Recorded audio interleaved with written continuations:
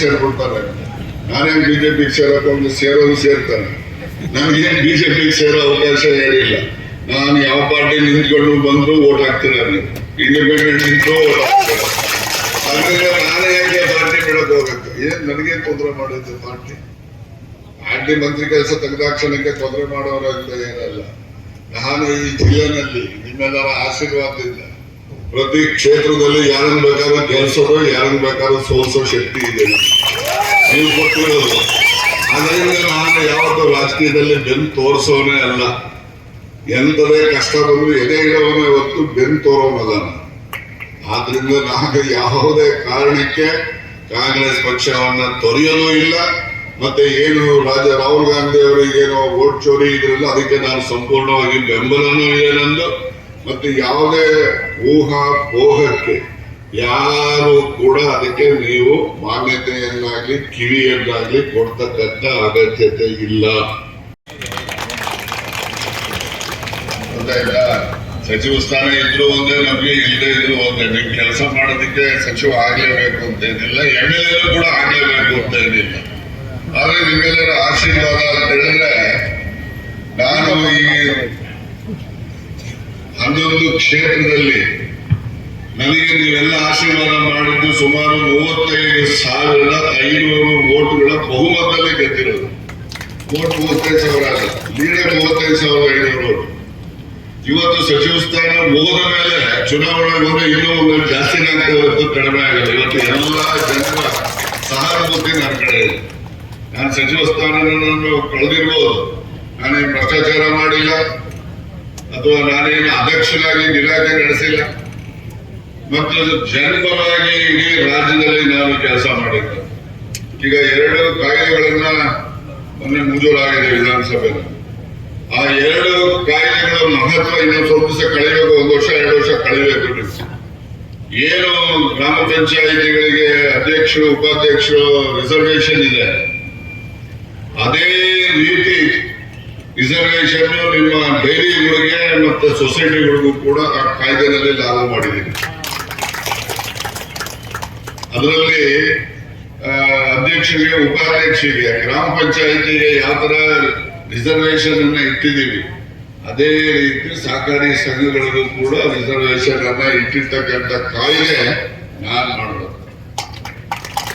ನಾನು ತಯಾರು ಮಾಡೋದಂತ ನನ್ ದುರಾದೃಷ್ಟ. ಅದನ್ನ ಅಸೆಂಬ್ಲಿನಲ್ಲಿ ಮಂಜೂರು ಮಾಡ್ಲಿಕ್ಕೆ ಒಮ್ಮೆ ಮಾಡಿಸಿದ್ದೆ. ಅದು ಗವರ್ನರ್ ಅವರು ಕೆಲವು ಸಲಹೆಗಳನ್ನ ಕೊಟ್ಟಿದ್ರು. ಆ ಸಲಹೆಗಳನ್ನ ಇನ್ಕಾರ್ಪೊರೇಟ್ ಮಾಡಿ ಮೊನ್ನೆ ಮಾಡಿದ್ದೆ.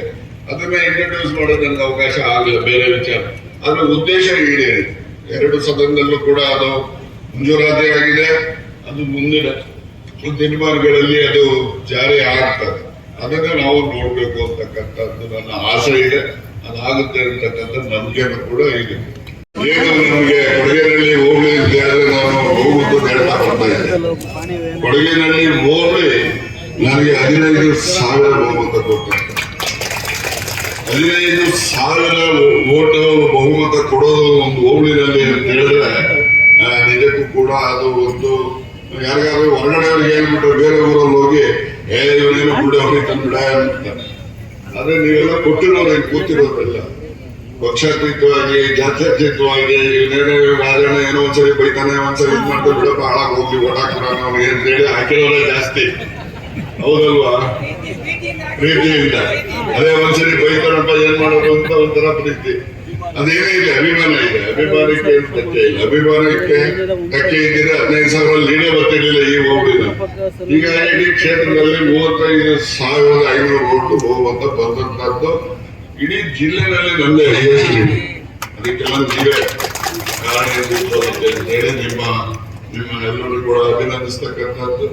ನಾನು ಮತ್ತೊಮ್ಮೆ ಅಂತಿಮವಾಗಿ ರಾಜಕೀಯವಾಗಿ ಮಾತೇನಪ್ಪ ಏನಂದ್ರೆ ಅವರೆಲ್ಲ ಯಾಕೆ ಹೇಳ್ತಾವ್ರೆ, ಏನ್ ಮಾಡ್ತಾವ್ರೆ ಅಂತಕ್ಕಂಥದ್ದಕ್ಕೆ ನಮಗೆಲ್ಲ ಅರ್ಥ ಆಗ್ತದೆ. ಮತ್ತೆ ಬಹಳಷ್ಟು ಜನ ಸುಮಾರು ಒಂದಷ್ಟು ಹೆಚ್ಚಿನ ಸಂಖ್ಯೆಯಲ್ಲಿ ದೆಹಲಿಗೆ ಹೋಗ್ಬೇಕು ಅಂತಕ್ಕಂಥದ್ದನ್ನು ಚರ್ಚೆ ಎಲ್ಲ ಮಾಡ್ತಾ ಇದ್ದಾರೆ. ನಾನು ಅವರಲ್ಲೇ ಮನವಿ ಮಾಡ್ತೇನೆ, ದೆಹಲಿಗೆ ಹೋಗ್ತಕ್ಕಂಥ ಅಗತ್ಯತೆ ಏನಿಲ್ಲ. ಎಲ್ಲಿ ತನಕ ಸಿದ್ದರಾಮಯ್ಯ ಮುಖ್ಯಮಂತ್ರಿ ಆಗಿರ್ತಾರೆ, ರಾಜ್ಯದಲ್ಲಿ ನಮ್ಮ ಪಕ್ಷದ ನೇತೃತ್ವ ವಹಿಸಿರ್ತಾರೆ, ಅಲ್ಲಿವರೆಗೂ ನನ್ನ ಭವಿಷ್ಯಕ್ಕೆ ಯಾವುದೇ ಕೊರತೆ ಇಲ್ಲ ಅಂತ ಹೇಳಿ ನಿಮ್ಮಲ್ಲಿ ನಾನು ಹೇಳಲಿಕ್ಕೆ ಬಯಸಿ ಮಾಧ್ಯಮದವ್ರಿಗೋಸ್ಕರ ಇಷ್ಟು ವಿಚಾರ ಹೇಳ್ತಾ ಇದ್ದೀನಿ. ನೀವು ಎಲ್ಲಾನು ತೋರಿಸ್ಕೊಳ್ಳಿ. ಎಲ್ಲ ನಾನು ಅಸೆಂಬ್ಲಿನೂ ಹೇಳಿದ್ದೀನಿ, ಈಗಿನ ಕಾಲದಲ್ಲಿ ಹೇಗೆ ಅಂದ್ರೆ ಯಾರೇ ಒಬ್ರು ರಾಜಕೀಯದಲ್ಲಿ ಬೆಳಿಬೇಕು ಅಂದ್ರೆ ಅವ್ರಿಗೆ ದುಡ್ಡು ಇರ್ಬೇಕು, ಇದ್ರೆ ಜಾತಿ ಇರ್ಬೇಕು. ದುಡ್ಡು ಮತ್ತೆ ಜಾತಿ ಇದ್ರೆ ಮಾತ್ರ ಬೆಳೆಯಕ್ ಸಾಧ್ಯ ಆಗೋದು. ನಮ್ಮ ಹತ್ರ ದುಡ್ಡು ಇಲ್ಲ, ಜಾತಿನೂ ಇಲ್ಲ, ಅಂದ್ರೆ ನೀವೆಲ್ಲ ಬೆಳೆಸಿದ್ದೀರಿ. ಅದಿದೆಯಲ್ಲ, ಅದು ಋಣನ ತೀರ್ಸ್ಲಿಕ್ಕೆ ಇನ್ನು ಎಷ್ಟು ಜನ್ಮ ಎತ್ತು ಬಂದು ಸಾಕಾಗುತ್ತೆ. ಆ ಒಂದು ವಿರುದ್ಧವಾದಂತಹ ಒಂದು ಭಾವನೆ ನನ್ನಲ್ಲಿ ಇದೆ ಹೊರತು ಏನೋ ನೀವೆಲ್ಲ ಗೆಲ್ಲಿಸ್ಬಿಟ್ಟಿದ್ದೀರಿ ಅಂತ ಹೇಳಿ ದಿಮಾಗ್ ಮಾಡ್ಕೊಂಡು ನಿಮ್ ಕೆಲಸ ಮಾಡದೆ ನಮ್ಮೇಲೆ ಸ್ವಾರ್ಥ ಮಾಡ್ಕೊಳ್ತಕ್ಕಂಥ ಮನಸ್ಥಿತಿ ನಂದಿಲ್ಲ. ಆದ್ರಿಂದ ದಯಮಾಡಿ ಯಾವುದೇ ಊಹಾ ಪೋಹ ಮತ್ತು ಅಪಪ್ರಚಾರಕ್ಕೆ ನಾವು ಅದಕ್ಕೆ ಕಿವಿನೂ ಕೊಡಬಾರ್ದು. ಮತ್ತೆ ನಿಮ್ಮ ಪ್ರೀತಿ ವಿಶ್ವಾಸ ಉಳಿಸ್ಕೊಂಡು ಹೋಗ್ಲಿಕ್ಕೆ ನಾನು ಯಾವುದೇ ಸಂದರ್ಭ ಇದ್ರೂ ಕೂಡ ನಿಮ್ಮ ಕಷ್ಟ ಸುಖದಲ್ಲಿ ನಾನು ಸ್ಪಂದನೆಯನ್ನ ಮಾಡ್ತೇನೆ. ನಿಮ್ಮ ವಿಶ್ವಾಸ ಉಳಿಸ್ಕೊಂಡು ಹೋಗ್ತಾರೆ.